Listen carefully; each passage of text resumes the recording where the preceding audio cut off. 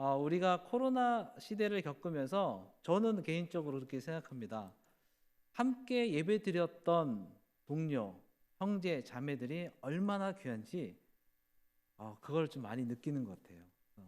현지에 있을 때도 마찬가지지만 여기에 이제 교회 한국에서 와서도 예전에 같이 예배드리면서 은혜를 나눴던 분들이 갑자기 보이지 않으면 참 안타깝기도 하고 또 한참 안 나오시다가 다시 또 이제 온라인 오프라인에서 또 이제 만나면 너무나도 반가운 거예요. 그래서 계속 인사하고 싶고 또 계속 이제 더 나누고 싶고 그런 의미에서 우리 옆 사람 뒷사람 다시 한번 주님의 이름으로 사랑합니다라고 이렇게 다시 고백했으면 좋겠습니다. 다시 고백할까요? 네. 여러분들 사랑을 고백하는 거를 보니까 예, 고백은 잘하시는데 더 많이 고백을 하셔야 될 것 같습니다. 이제 표현을 하실 때 사랑합니다 이렇게 하지 마시고 요즘에 이거 많잖아요. 그리고 이제 이것도 표현을 많이 하시면 할수록 주님의 사랑이 더 흘러갈 것 같습니다. 그런 의미에서 다시 한번 우리 사랑합니다. 사랑은 나누면 나눌수록 더 커집니다. 아멘. 네, 다시 한번 뒷사람이라고 했다면 이제 옆에 사람, 이제 멀리 있으신 분들에게 하트를 많이 쏴주십시오. 네, 다시 하겠습니다. 시작.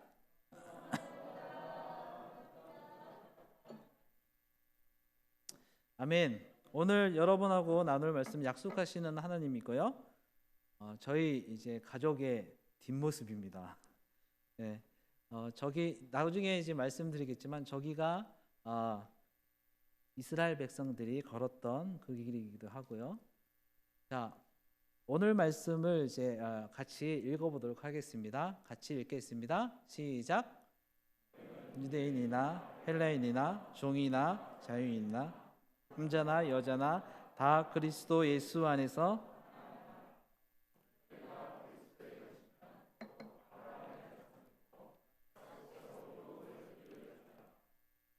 아멘. 아멘. 우리는 매일의 삶을 사는 동안에 많은 약속들을 하며 살아갑니다. 오랜만에 만난 친구와 밥 한 끼 먹자 뭐 이렇게 하는 약속들이 있겠고요. 그리고 부부의 약속들, 그리고 자신과의 약속 등등 수많은 약속들을 하면서 살아갑니다. 이 모든 약속들의 공통점이 있다면 그것이 지켜졌을 때 그 약속의 의미가 있다는 것입니다. 약속이 지켜지지 않으면 아무런 의미가 없고 오히려 그럴 거면 약속을 하지 않는 것이 더 낫습니다. 왜냐하면 약속을 하면 기대감을 가지기 때문입니다. 이렇게 약속은 지켜질 것에 대한 신뢰를 바탕으로 이루어집니다. 만약 어느 사회이건 그 구성원들 간의 약속들이 지켜지지 않는다면 그 사회는 신뢰를 잃어버린 사회가 될 것입니다. 이처럼 약속이라는 개념이 우리의 삶에 차지하는 비중이 적지 않습니다. 우리가 매일 읽고 있는 성경에도 매일 묵상하는 성경에도 수많은 약속들이 나옵니다. 하나님은 약속의 하나님이라고 불리울 만큼 우리에게 많은 약속의 말씀들을 주십니다. 오늘 함께 나눌 말씀도 우리에게 주시는 소중한 약속에 관한 것입니다. 사도 바울은 갈라디아 지방을 돌아다니며 복음을 전했습니다. 그리고 이 복음을 갈라디아 사람들이 듣고 믿었습니다. 믿었을 뿐만 아니라 그들은 복음 때문에 많은 고난을 받았습니다. 4절에 오늘 읽었던 3장 4절에 이렇게 기록되어 있습니다. 제가 읽어드리겠습니다. 너희가 이같이 많은 괴로움을 헛되이 받았느냐? 과연 헛되냐? 바울은 갈라디아 사람들이 그가 전한 복음을 듣고 많은 고난을 받았다는 것을 갈라디아 사람들에게 상기시켜주고 있습니다. 그러나 갈라디아 사람들은 율법의 행위를 강요하는 유대인들의 말을 듣고 너무나도 쉽게 바울이 전한 은혜의 복음의 길에서 떠나버렸습니다. 그들이 복음을 떠나게 된 몇 가지 이유가 있고 이러한 이유들과 갈라디아의 배경 및 상황에 대해 상세하게 나누면 너무나도 좋겠는데 시간 관계상 오늘은 갈라디아서 3장에서 사도 바울이 예를 들면서 이야기하고 있는 아브라함과 약속하시는 하나님에 대해서 우리가 좀 더 살펴보고 생각해보고 은혜를 나누도록 하겠습니다. 또한 아브라함과 약속하셨던 그 약속이 수천 년이 지난 지금 우리들에게도 과연 유효한 약속인지 그것을 좀 나누기를 원하고요. 그럼 마지막으로 그러한 하나님의 약속의 내용이 구체적으로 그러면 무엇을 이야기하고 있는가, 그것에 대해서 함께 나누도록 하겠습니다. 첫째로 아브라함과 약속하시는 하나님입니다. 여러분들이 너무나도 잘 알고 암송하고 있는 말씀이지만 함께 읽어보겠습니다. 같이 읽겠습니다. 시작. 여호와께서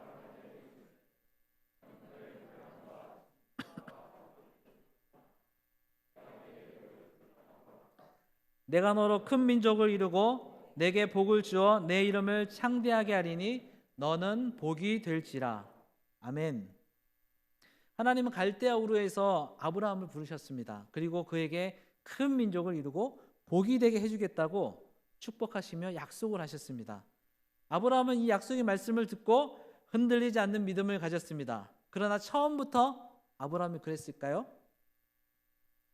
여러분 잘 아시는 것처럼 그렇지 않습니다. 믿음의 조상으로 불리는 아브라함도 하나님을 알아가면서 그분을 신뢰하는 데는 꽤 많은 시간과 과정이 필요했습니다. 창세기 15장 2절 3절을 우리가 함께 읽어보겠는데요. 읽으실 때 여러분이 아브라함이다라고 생각하시고 그 입장이 되어서 한번 읽어보면 좋겠습니다. 하나님과 아브라함의 대화 속에서 아브라함이 과연 어떤 마음을 가지고 이야기를 하고 있는지, 아브라함의 마음을 잘 이해할 수 있도록 좀 더 쉬운 버전으로, 세번역 성경 버전으로 함께 읽어봤으면 좋겠습니다. 보이시죠? 네, 그러면 같이 큰 목소리로 읽겠습니다. 시작. 아브라함이 여쭈었다. 주 나의 하나님, 주님께서는 저에게 무엇을 주시렵니까? 저에게는 자식이 아직 없습니다. 저의 재산을 상속받을 자식이라고는 다마스쿠스 녀석 엘리에셀 뿐입니다. 주님께서 저에게 자식을 주지 않으셨으니 이제 저희 집에 있는 이 종이 저의 상속자가 될 것입니다. 어떻습니까, 여러분? 아브라함의 마음이 느껴지십니까? 아브라함은 낯선 땅으로 와서 시간이 흐르고 자신은 늙어가고 약속하셨던 자녀는 주지 않았습니다. 그래서 그는 큰 민족을 이루시겠다는 그 하나님의 약속에 대해서 의문을 가지게 되었던 것이죠. 그래서 그는 자신이 데리고 있는 종, 하나님의 이 종 엘리에셀을 통해서 하나님이 약속하셨던 것을 이루시려나라고 생각을 해왔던 것입니다. 그런데 아브라함은 자신이 그렇게 생각하게 된 이유를 자신이 아닌 약속하신 하나님이 자녀를 주시지 않았기 때문이라며 하나님을 탓하고 있습니다. 이것을 다르게 이야기하면 하나님이 약속하셨지만 자녀를 주시지 않으므로 약속을 지키지 않고 계십니다 라고 말하는 것과 동일합니다. 그러나 이러한 아브라함의 물음과 이런 한탄스러운 그런 말들 가운데 하나님은 꾸중하지 않으시고 오히려 그 약속하신 것을 더 구체적으로 풀어서 설명을 해주십니다. 우리 4절 6절을 함께 읽어보겠습니다. 시작. 여호와의 말씀이 그에게 임하여 이르시되 그 사람이 내 상속자가 아니라 내 몸에서 날 자가 내 상속자가 되리라 하시고 그를 이끌고 밖으로 나가 이르시되 하늘을 우러러 묵별을 셀 수 있나 보라. 또 그에게 이르시되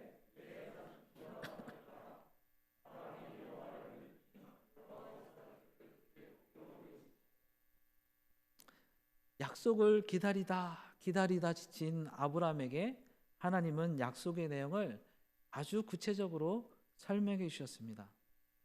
우리 하늘을 우러러 묵별을 셀 수 있나 보라는 말씀이 얼마나 실제적이고 구체적인지 우리는 우리의 삶을 통해서 알 수 있습니다.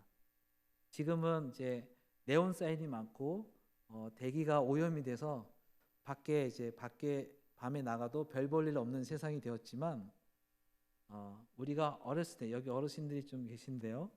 어렸을 때는 정말 밤하늘을 보면 수 없는 별들이 막 쏟아지는 그런 것들을 경험해 보셨을 거라고 생각됩니다.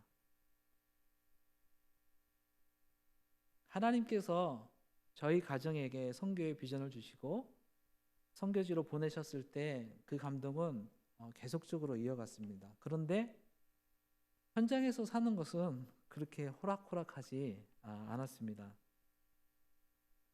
이집트는 한국과 많은 부분 반대로 된 세상이었기 때문입니다. 언어, 문화, 생각의 순서 이런 것들이 그렇습니다.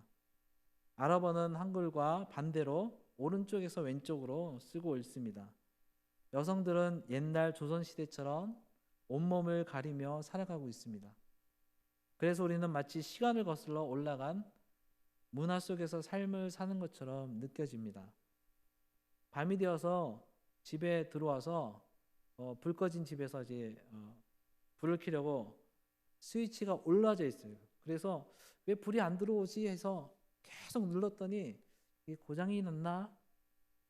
나중에 이제 체념하고서 혹시나 해서 스위치를 내렸더니 불이 들어와요. 이제 거꾸로 된 거죠. 그리고 화장실에 가서 볼일을 보고 변기 위에 꼭지 같은 게 이제 나와 있는 걸 보고 눌렀습니다. 이거 누르면 물이 내려가겠지. 근데 아무리 눌러도 눌러지지가 않습니다. 그래서 들어올렸더니 물이 내려갑니다. 정말로 반대로 되어 있는 이런 세상들, 이런 것들을 바라보면서 모든 것이 낯선 나라에서 적응하며 살아갈 때 보이지 않는 하나님의 약속조차도 종종 멀리 있다고 느껴질 때가 많이 있었습니다. 그러던 중 사막을 방문하게 되었는데 사막에서 첫날 밤을 맞이한 저에게 하나님은 아브라함을 묵상하게 하셨고 그 아브라함에게 약속하신 말씀이 정말로 얼마나 실제적이고 구체적인지 깨닫게 하셨습니다. 그 사막에서 밤하늘에 수없이 놓인 그 별들을 바라본 순간 우리는 이제 대개가 좀 오염되고 그랬지만 그때 당시에는 아브라함이 얼마나 많은 별들을 보았을까. 하늘의 은하수 그리고 쏟아지는 별들을 보면서 하나님의 약속이 얼마나 실제적인지 깨달았을까. 심히 가까이 있는 것들 많이 깨달았을 텐데. 그래서 하나님의 약속이 있다고, 약속이 멀리 있다고 생각하면서 의심했던 제 자신에 대해서 굉장히 많이 회개하게 되었습니다. 저만 이제 그걸 보니까 이제 감흥이 잘 안 오시잖아요. 그래서 보여드리겠습니다. 이거는 인터넷에서 그냥 제가 따온 거고요. 이거는 진짜 사진을 찍은 겁니다. 그냥 디지털 카메라는 안 찍히더라고요. 그래서 좋은 카메라로 같이 가셨던 어떤 분이 이제 찍어 주셨습니다. 저는 이제 그때가 유성이 막 떨어지는 때라 별들 사이에서 유성이 떨어진 것들을 보면서 밤에 잠을 잘 수가 없었습니다. 너무나도 아름다워서. 여기 가운데 사진에 은하수가 보이시나요?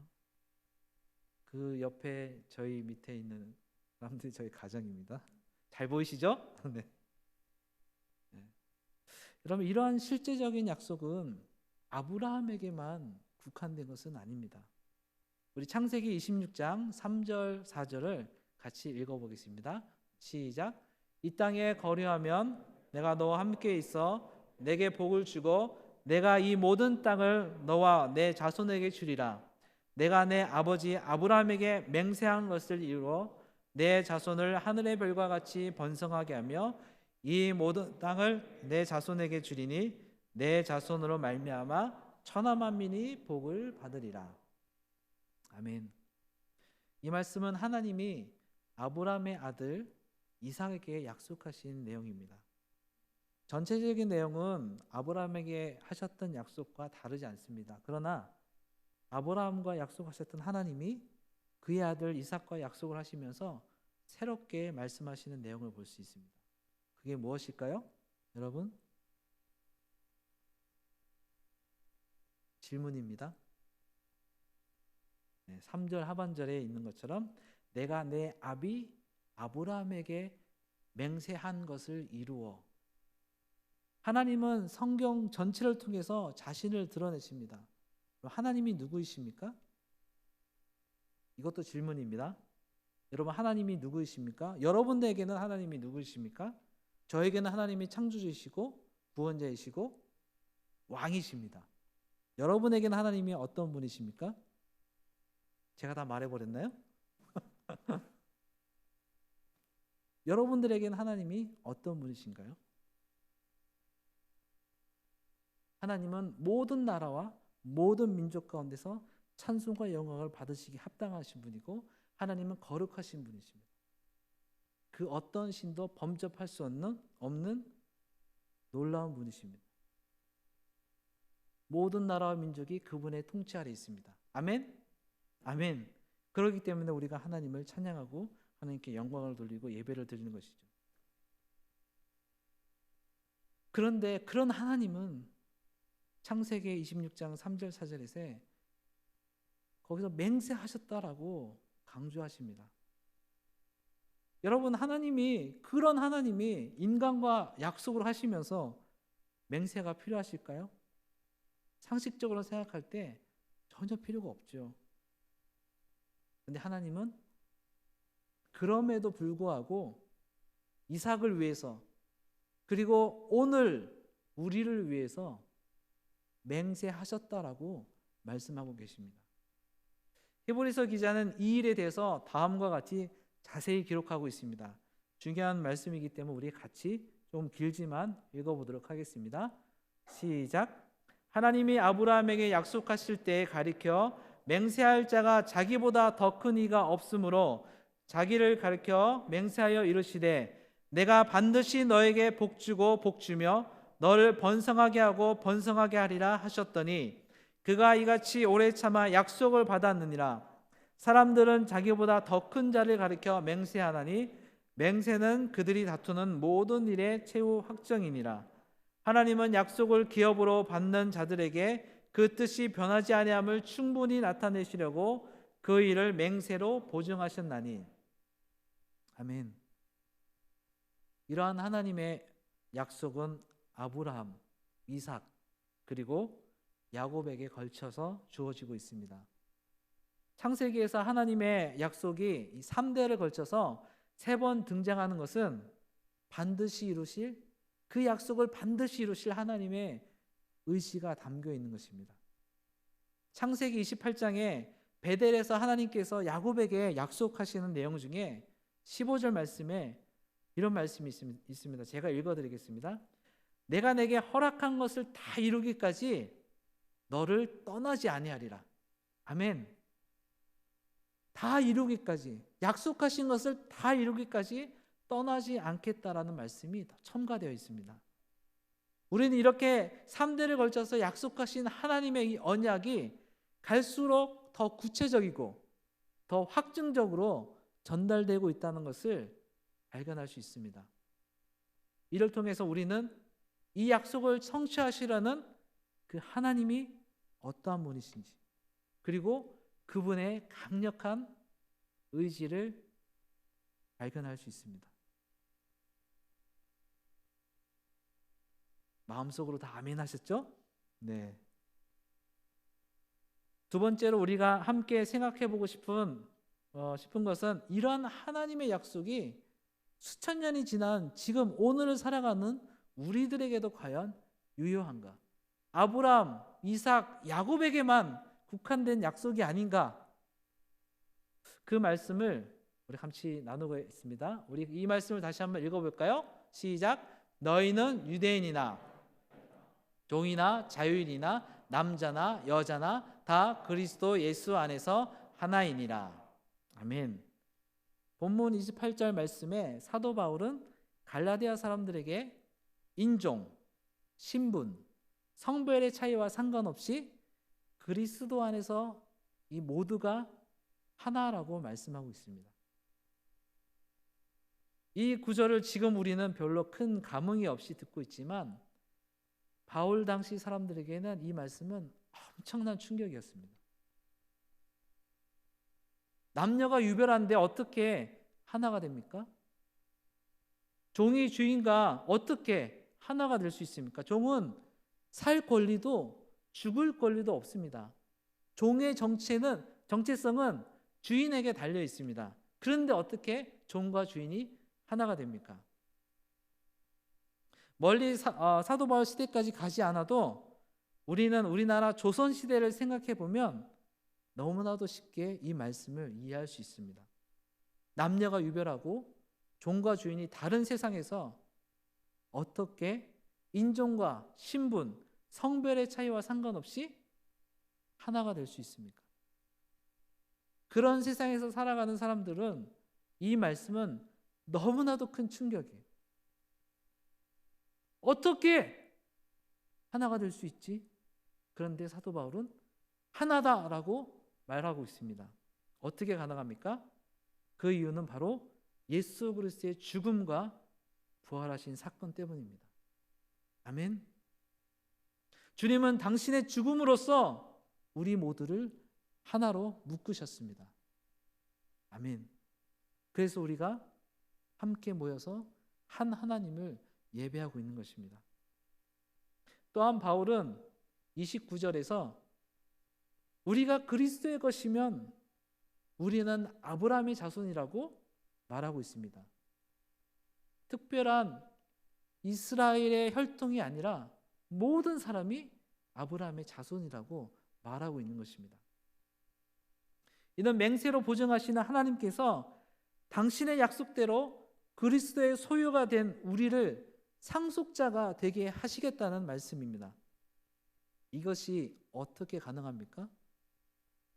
우리가 잘나서 그렇습니까? 절대 그렇지 않지요.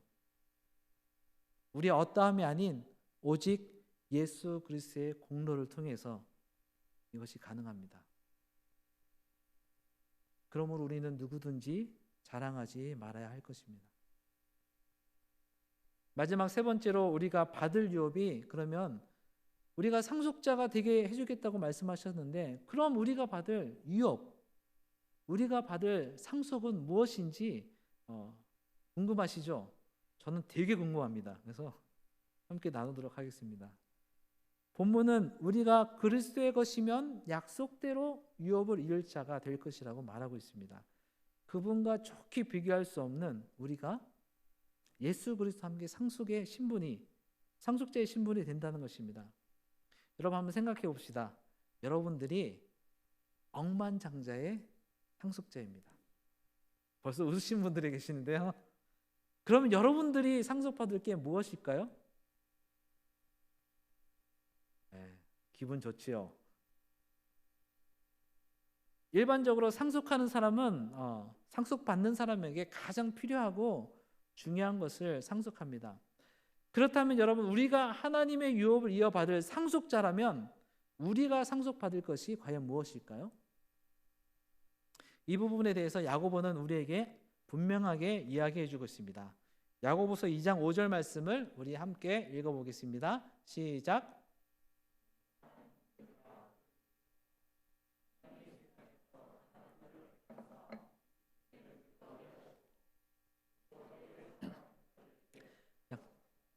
상속으로 받게 하지 아니하셨느냐? 아멘. 아멘. 그렇습니다. 우리가 상속받을 것은 바로 하나님의 나라입니다. 아멘. 이거 굉장히 큰 겁니다. 하나님의 나라. 하나님은 그분을 믿는 자들에게 이러한 축복을 주십니다. 그러나 여기서 우리가 생각해 볼 문제가 있는데요. 바로 하나님을 믿는다는 것에 관한 것인데요. 우리가 믿는다고 할 때 과연 무엇 때문에, 또 쉽게 오해하고 있는 부분이 있는데, 그것은 바로 구원을 받기 위해, 구원을 위해서 믿는다는 것입니다. 갈라디아 사람들도 이 사실에 대해서 올바로 알지 못했기 때문에 다른 복음이 들어왔을 때 분별하지 못했습니다. 구원과 영생에 관심이 많았던 니고데모, 요한복음에 나와 있는 니고데모 아시죠? 한밤중에 예수님을 찾아와 물었습니다. 그때 예수님이 니고데모에게 말씀하신 이야기가 있습니다. 이스라엘 백성들이 광야에서 불뱀에 물려 죽게 되었을 때 하나님이 모세를 통해서 무엇을 만들었죠? 놋뱀을 만들어서 그것을 바라보는 자마다 살게 하신 이야기입니다. 광야에서 불뱀에 물려 죽게 되었습니다. 이스라엘 백성들이 살기 위해서 무엇을 했습니까?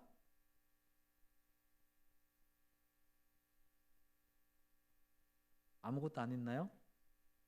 대답을 해주시면 좋겠습니다. 무엇을 했을까요? 바라보았죠. 단지 바라보았죠. 이런 것과 같습니다. 여러분들이 암에 걸렸습니다. 그런데 하나님을 바라보면 나을 거다. 기존의 의사들은 택도 없는 소리다. 어떻게 그런 일이 가능해? 이스라엘 백성들은 그렇게 생각 안 했을까요? 광야에서 불뱀에 물렸으니까 약초를 구해가지고 약초로 이렇게 해야지. 그렇게 생각했던 사람들은 다 죽었어요.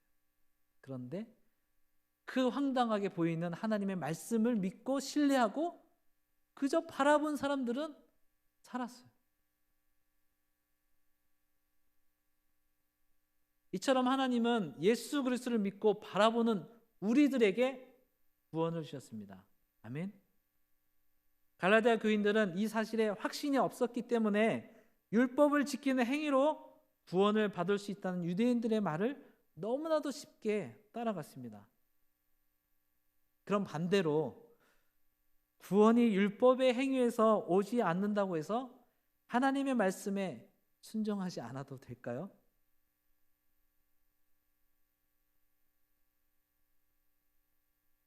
만약 이런 믿음을 가지고 있다면 그 믿음은 우리 스스로를 속게 만드는 것입니다. 만약 여러분이 어떤 사람들 또 여러분들의 자녀가 엄마, 아빠, 저는 엄마, 아빠를 너무나도 존경하고 사랑해요. 그런데 하는 행동은 달라. 그럼 이 아이의 마음은 어디에 있는지 우리는 너무나도 쉽게 알 수 있죠. 마찬가지로 하나님을 믿고 신뢰한다면 우리가 그분의 말씀에 순종하는 것은 너무나도 당연합니다.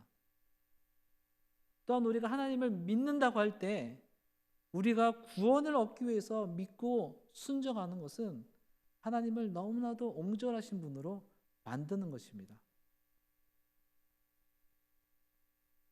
오히려 구원은 말할 것도 없습니다. 그래서 사도 바울이 그랬잖아요. 구원은 하나님이 주시는 선물이다. 우리가 하나님을 믿고 따르는 것은 하나님의 은혜를 더 풍성히 누리기 위해 그분과 더 깊은 관계를 맺으면서 사랑하기 위해서 믿고 따르는 것입니다.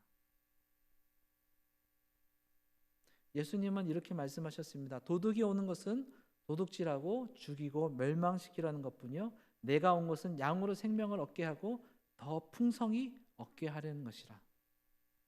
우리가 하나님의 말씀을 믿는다면 당연히 그분의 충고와 권면의 말씀을 따라 살아야 합니다. 그래서 우리가 믿으면 우리의 삶에 그 믿음에 따른 행위가 자연스럽게 나타나고 그 행위에 대한 열매가 자연스럽게 맺히게 되기 때문입니다. 우리 모두가 알듯이 신앙생활 하다 보면 참 어렵고 힘들 때가 많이 있습니다. 왜 그렇습니까? 왜 그렇죠? 그건 바로 우리가 상속자이기 때문입니다. 우리가 상속받을 게 뭐죠? 하나님의 나라입니다. 이 세상에서 하나님의 나라를 상속받는 사람으로 살아가기 때문에 부딪히는 것입니다. 우리가 세상에 속하지 않고 하나님 나라에 속하여서 그분의 통치대로 살아가고 있기 때문에 부딪히게 되어 있는 것입니다. 요즘은 코로나 때문에 우리는 더 어려운 시간들을 보내고 있습니다. 그러나 우리가 세상에서 핍박과 고난을 받더라도 낭망하지 않을 것은 우리에게 아주 큰 소망이 있기 때문입니다.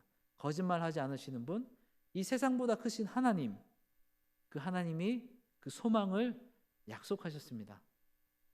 그리고 당신 스스로 그 약속이 변하지 않음을 보여주시기 위해서 무엇을 하셨죠? 맹세하셨습니다. 맹세가 필요 없으신 분이 우리를 위해서 맹세하셨습니다.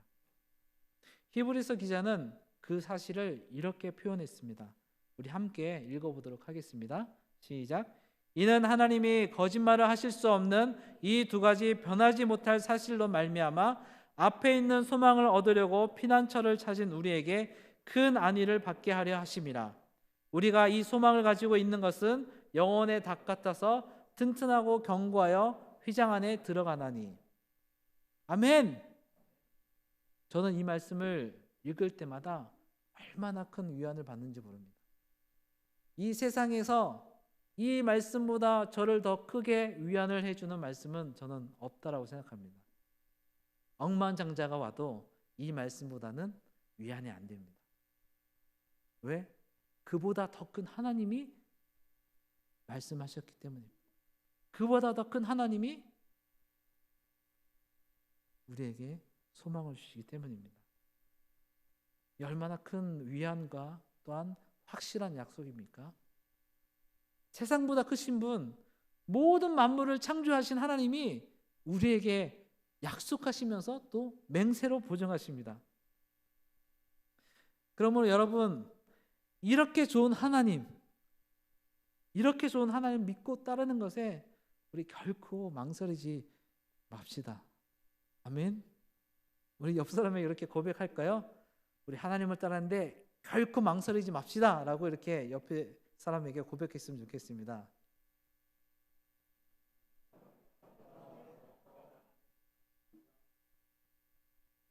여러분, 그분을 믿고 따라가는 삶에는 결코 실패나 후회가 없습니다. 그 삶에는 하나님이 우리에게 약속하시고 맹세로 보증하신, 즉 구원과 풍성한 삶의 축복들이 있기 때문입니다. 우리가 상상하기 힘든 너무나도 놀라운 축복들이 하나님을 따르는 삶에 가득합니다. 아멘. 우리에겐 종종 시련이나 어려움 또는 난관이 있습니다. 사랑하는 성도 여러분, 그러나 낭망하지 마십시오. 우리에게 약속하시며 맹세로 보증하시는 하나님, 그것을 이루시려고 지금도 우리의 삶에서 쉬지 아니하시고 부지런히 역사하시는 하나님이 함께 하십니다. 아멘. 우리 이 시간에 같이 기도했으면 좋겠습니다. 기도하실 때 저는 아브라함, 이삭, 야곱 이 3대에게 약속하셨던 그 하나님의 약속, 그 하나님의 말씀을 기억할 때마다 너무나도 큰 위안과 너무나도 큰 소망을 가집니다. 여러분은 삶을 살아가시면서 어떤 소망과 어떤 약속을 가지고 살아가고 계십니까? 솔직한 심정으로 제 아내가 저에게 약속하는 것, 제 아이들이 저에게 약속하는 것보다 저는 이 약속이 너무나도 소중하고 큰 위안이 됩니다. 우리 자신을 돌아보면서 이렇게 기도했으면 좋겠습니다. 하나님, 이 약속을 믿고 따라갔던 아브라함처럼 저도 이 약속을 믿고 따라가게 하여 주십시오. 세상에는 소망이, 세상에는 우리 안에 마음을 너무나도 많이 흔드는 것들이 많은데 하나님, 이 약속을 부여잡고 흔들리지 않는 하나님의 나라를 상속하는 상속자로 살아갈 수 있도록 저를 변화시켜 주시옵소서. 하나님, 믿음으로 하나님을 따라가는 그 따라갔던 아브라함처럼 저도 그렇게 따라갈 수 있도록 믿음을 주시옵소서. 이렇게 우리 자신을 위해서 같이 통성으로 같이 기도했으면 좋겠습니다. 같이 기도하시겠습니다. 하나님 아버지, 감사드립니다.